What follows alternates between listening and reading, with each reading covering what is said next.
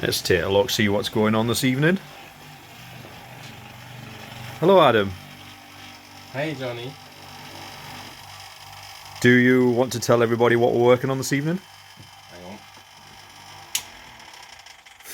on. Turn all my stuff off. So what we're doing here is we are turning this old typewriter, which we got probably about 2 months ago, into a vintage lamp. So far the process has been just to try and clean it, fix it, restore it. Just taken about 6 hours so far, I think, between both of us. Thank you, Benji. Having it in the bath, showering it, scrubbing it, getting rid of years of grease, dirt, grime. Then I've probably spent about 3 hours stripping it, polishing it, scrubbing it, metal polishing it, taking everything apart, getting everything to work properly so all the different keys work. It's still a bit stiff.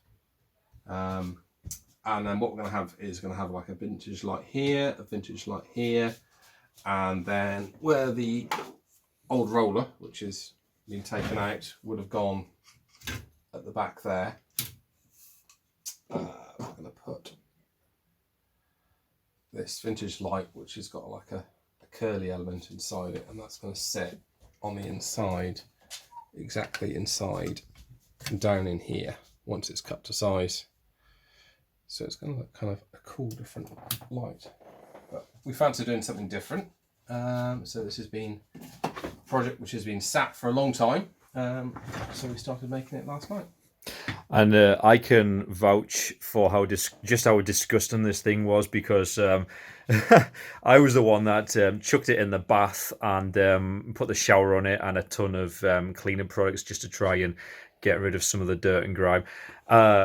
Whether that was the correct thing to do or not, I'm not sure. But the other option was to try and dismantle it and take it all apart and clean it piece by piece. And there are a million pieces to this thing. So had I have dismantled it, there is no way on this earth that I would have been able to put it all back together.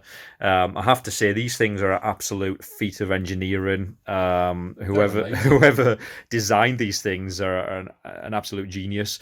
So there was no way I was taking this apart. So I had to chuck it in the bath, put a ton of cleaning product on, and hose it down with a shower, and it was disgusting. The dirty water just would not stop. It was insane. It was gross. And then once it had dried out, it was all orange and rusty, and it was pretty gross. So it's took an awful long time to clean all the rust off it, clean all the dirt, decades and decades of disgusting dirt and grime.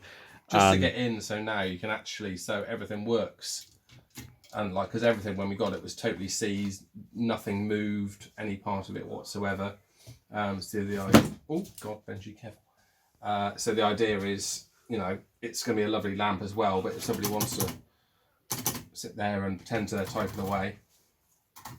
So the keys still work? Yeah, all the keys still work. They're a bit stiff. I haven't put some WD-40 on the main mechanism yet, because I've just sort of scrubbed and I've sort of taken all this off, cleaned all this behind it, and then put it all back on, which was a feat in itself. But no, all the keys do work.